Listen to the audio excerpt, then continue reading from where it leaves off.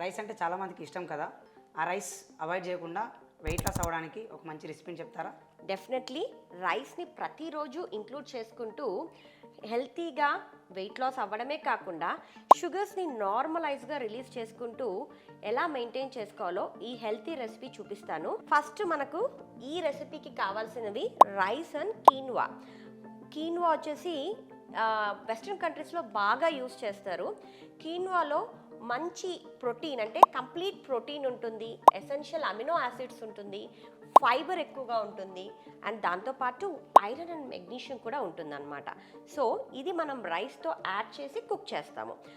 First దీనికి rice తీసుకుందాం. Rice వచ్చేసి నేను 60 గ్రామ్స్ తీసుకుంటాను అండ్ కీన్వా వచ్చేసి 60 గ్రామ్స్ ఈక్వల్ పోర్షన్స్లో తీసుకుంటాను.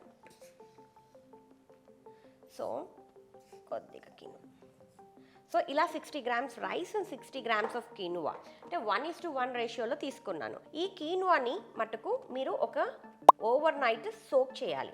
ఒక 2 to 3 టైమ్స్ వాష్ చేసుకొని ఓవర్ నైట్ సోక్ చేసుకుంటే సరిపోతుంది.